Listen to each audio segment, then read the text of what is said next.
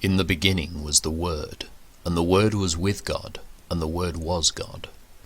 In him was life, and that life was the light of all mankind.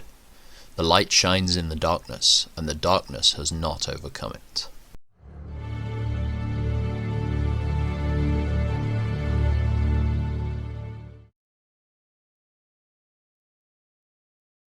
King Nebuchadnezzar sent this message to the people of every race and nation and language throughout the world. Peace and prosperity to you. I want you all to know about the miraculous signs and wonders the Most High God has performed for me. How great are his signs, how powerful his wonders. His kingdom will last forever, his rule through all generations. I, Nebuchadnezzar, was living in my palace in comfort and prosperity. But one night I had a dream that frightened me. I saw visions that terrified me as I lay in my bed. So I issued an order calling in all the wise men of Babylon, so they could tell me what my dream meant. When all the magicians, enchanters, astrologers, and fortune-tellers came in, I told them the dream, but they could not tell me what it meant. At last Daniel came in before me, and I told him the dream. He was named Belteshazzar, after my God, and the spirit of the holy gods is in him. I said to him, Belteshazzar, chief of the magicians, I know that the spirit of the holy gods is in you, and that no mystery is too great for you to solve. Now tell me what my dream means. While I was lying in my bed, this is what I dreamed. I saw a large tree in the middle of the earth. The tree grew very tall and strong, reaching high into the heavens, for all the world to see. It had fresh green leaves, and it was loaded with fruit for all to eat. Wild animals lived in its shade, and birds nested in its branches. All the world was fed from this tree. Then, as I lay there dreaming, I saw a messenger, a holy one, coming down from heaven. The messenger shouted, Cut down the tree and lop off its branches. Shake off its leaves and scatter its fruit. Chase the wild animals from its shade and the birds from its branches, but leave the stump and the roots in the ground, bound with a band of iron and bronze, and surrounded by tender grass. Now let him be drenched with the dew of heaven, and let him live with the wild animals among the plants of the field. For 7 periods of time, let him have the mind of a wild animal, instead of the mind of a human. For this has been decreed by the messengers, it is commanded by the holy ones, so that everyone may know that the Most High rules over the kingdoms of the world. He gives them to anyone he chooses, even to the lowliest of people. Belteshazzar, that was the dream that I, King Nebuchadnezzar, had. Now tell me what it means, for none of the wise men of my kingdom can do so. But you can tell me, because the spirit of the holy gods is in you. Upon hearing this, Daniel, also known as Belteshazzar, was overcome for a time, frightened by the meaning of the dream. Then the king said to him, Belteshazzar, don't be alarmed by the dream and what it means.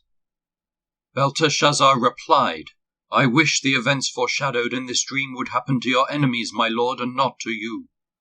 The tree you saw was growing very tall and strong, reaching high into the heavens for all the world to see. It had fresh green leaves, and was loaded with fruit for all to eat. Wild animals lived in its shade, and birds nested in its branches. That tree, your majesty, is you, for you have grown strong and great. Your greatness reaches up to heaven, and your rule to the ends of the earth. Then you saw a messenger, a holy one, coming down from heaven and saying, Cut down the tree and destroy it, but leave the stump and the roots in the ground, bound with a band of iron and bronze, and surrounded by tender grass. Let him be drenched with the dew of heaven. Let him live with the animals of the field for 7 periods of time. This is what the dream means, your majesty, and what the Most High has declared will happen to my lord the king. You will be driven from human society, and you will live in the fields with the wild animals. You will eat grass like a cow, and you will be drenched with the dew of heaven.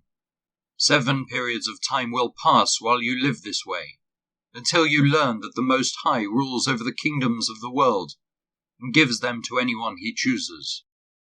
But the stump and roots of the tree were left in the ground. This means that you will receive your kingdom back again when you have learned that heaven rules. King Nebuchadnezzar, please accept my advice. Stop sinning and do what is right. Break from your wicked past and be merciful to the poor. Perhaps then you will continue to prosper. But all these things did happen to King Nebuchadnezzar. 12 months later he was taking a walk on the flat roof of the royal palace in Babylon. As he looked out across the city, he said, "Look at this great city of Babylon. By my own mighty power I have built this beautiful city as my royal residence, to display my majestic splendor." While these words were still in his mouth, a voice called down from heaven, "O King Nebuchadnezzar, this message is for you. You are no longer ruler of this kingdom. You will be driven from human society. You will live in the fields with the wild animals, and you will eat grass like a cow. 7 periods of time will pass while you live this way, until you learn that the Most High rules over the kingdoms of the world and gives them to anyone he chooses." That same hour the judgment was fulfilled, and Nebuchadnezzar was driven from human society. He ate grass like a cow, and he was drenched with the dew of heaven. He lived this way until his hair was as long as eagle's feathers, and his nails were like birds' claws.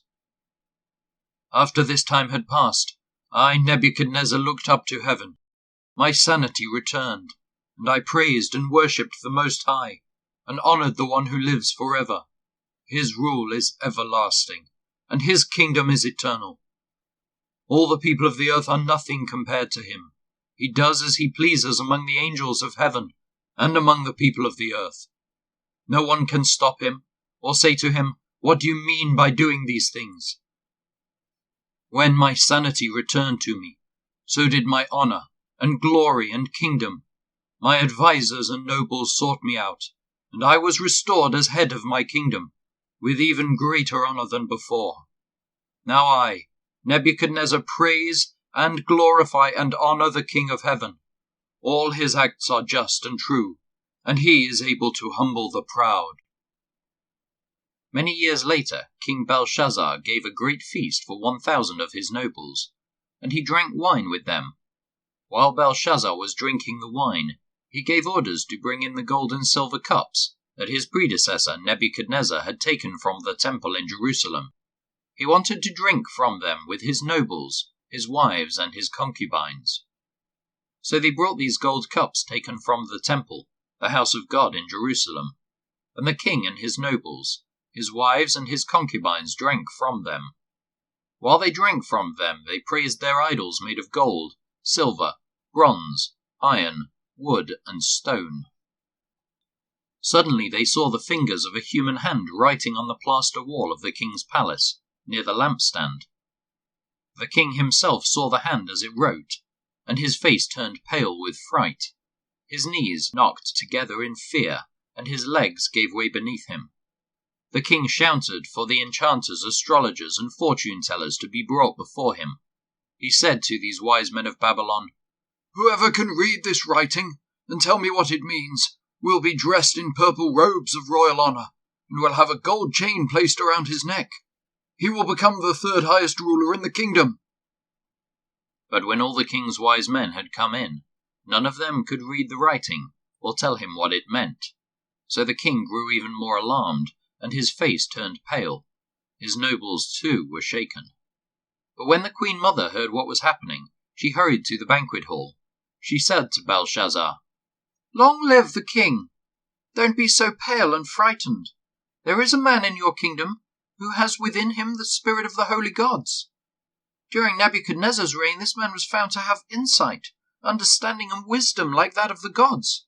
Your predecessor, King Nebuchadnezzar, made him chief over all the magicians, enchanters, astrologers, and fortune-tellers of Babylon. This man, Daniel, whom the king named Belteshazzar, has exceptional ability and is filled with divine knowledge and understanding. He can interpret dreams, explain riddles, and solve difficult problems. Call for Daniel, and he will tell you what the writing means." So Daniel was brought in before the king. The king asked him, "Are you Daniel, one of the exiles brought from Judah by my predecessor, King Nebuchadnezzar? I have heard that you have the spirit of the gods within you, and that you are filled with insight, understanding, and wisdom. My wise men and enchanters have tried to read the words on the wall and tell me their meaning, but they cannot do it. I am told that you can give interpretations and solve difficult problems. If you can read these words and tell me their meaning, you will be clothed in purple robes of royal honor, and you will have a gold chain placed around your neck. You will become the third highest ruler in the kingdom." Daniel answered the king, "Keep your gifts, or give them to someone else, but I will tell you what the writing means. Your Majesty, the Most High God gave sovereignty, majesty, glory, and honor to your predecessor Nebuchadnezzar. He made him so great that people of all races and nations and languages trembled before him in fear. He killed those he wanted to kill and spared those he wanted to spare. He honored those he wanted to honor and disgraced those he wanted to disgrace. But when his heart and mind were puffed up with arrogance, he was brought down from his royal throne and stripped of his glory. He was driven from human society. He was given the mind of a wild animal, and he lived among the wild donkeys. He ate grass like a cow, and he was drenched with the dew of heaven, until he learned that the Most High God rules over the kingdoms of the world, and appoints anyone he desires to rule over them. You are his successor, O Belshazzar, and you knew all this, yet you have not humbled yourself, for you have proudly defied the Lord of heaven, and have had these cups from his temple brought before you. You and your nobles and your wives and concubines have been drinking wine from them, while praising gods of silver, gold, bronze, iron, wood, and stone, gods that neither see, nor hear, nor know anything at all. But you have not honored the God who gives you the breath of life and controls your destiny. So God has sent this hand to write this message. This is the message that was written. Mene, Mene, Tekel, and Parsin. This is what these words mean. Mene means numbered. God has numbered the days of your reign and has brought it to an end.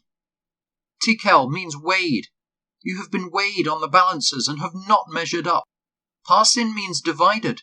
Your kingdom has been divided and given to the Medes and Persians. Then at Belshazzar's command, Daniel was dressed in purple robes, a gold chain was hung around his neck, and he was proclaimed the third highest ruler in the kingdom. That very night Belshazzar the Babylonian king was killed, and Darius the Mede took over the kingdom at the age of 62. Darius the Mede decided to divide the kingdom into 120 provinces, and he appointed a high officer to rule over each province. The king also chose Daniel and 2 others as administrators to supervise the high officers and protect the king's interests. Daniel soon proved himself more capable than all the other administrators and high officers. Because of Daniel's great ability, the king made plans to place him over the entire empire. Then the other administrators and high officers began searching for some fault in the way Daniel was handling government affairs, but they couldn't find anything to criticize or condemn. He was faithful, always responsible, and completely trustworthy, so they concluded, "Our only chance of finding grounds for accusing Daniel will be in connection with the rules of his religion." So the administrators and high officers went to the king and said, "Long live King Darius. We are all in agreement, we administrators, officials, high officers, advisors, and governors, that the king should make a law that will be strictly enforced. Give orders that for the next 30 days, any person who prays to anyone divine or human, except to you, your majesty, will be thrown into the den of lions. And now, your majesty, issue and sign this law so that it cannot be changed, an official law of the Medes and Persians that cannot be revoked." So King Darius signed the law, but when Daniel learned that the law had been signed, he went home and knelt down as usual in his upstairs room, with its windows open toward Jerusalem. He prayed 3 times a day, just as he had always done, giving thanks to his God. Then the officials went together to Daniel's house and found him praying and asking for God's help. So they went straight to the king and reminded him about his law. "Did you not sign a law that for the next 30 days, any person who prays to anyone, divine or human, except to you, your majesty, will be thrown into the den of lions?" "Yes," the king replied. "That decision stands. It is an official law of the Medes and Persians that cannot be revoked." Then they told the king, "That man Daniel, one of the captives from Judah, is ignoring you and your law. He still prays to his God 3 times a day." Hearing this, the king was deeply troubled, and he tried to think of a way to save Daniel. He spent the rest of the day looking for a way to get Daniel out of this predicament. In the evening, the men went together to the king and said, "Your Majesty, you know that according to the law of the Medes and the Persians, no law that the king signs can be changed." So at last the king gave orders for Daniel to be arrested and thrown into the den of lions. The king said to him, "May your God, whom you serve so faithfully, rescue you." A stone was brought and placed over the mouth of the den. The king sealed the stone with his own royal seals and the seals of his nobles, so that no one could rescue Daniel. Then the king returned to his palace and spent the night fasting. He refused his usual entertainment and couldn't sleep at all that night. Very early the next morning the king got up and hurried out to the lion's den. When he got there, he called out in anguish, "Daniel, servant of the living God, was your God, whom you serve so faithfully, able to rescue you from the lions?" Daniel answered, "Long live the king! My God sent his angel to shut the lions' mouths, so that they would not hurt me. For I have been found innocent in his sight, and I have not wronged you, your majesty." The king was overjoyed, and ordered that Daniel be lifted from the den. Not a scratch was found on him, for he had trusted in his God. Then the king gave orders to arrest the men who had maliciously accused Daniel. He had them thrown into the lion's den, along with their wives and children. The lions leapt on them and tore them apart before they even hit the floor of the den. Then King Darius sent this message to the people of every race and nation and language throughout the world. "Peace and prosperity to you. I decree that everyone throughout my kingdom should tremble with fear before the God of Daniel, for he is the living God and he will endure forever. His kingdom will never be destroyed, and his rule will never end. He rescues and saves his people. He performs miraculous signs and wonders in the heavens and on earth. He has rescued Daniel from the power of the lions." So Daniel prospered during the reign of Darius and the reign of Cyrus the Persian.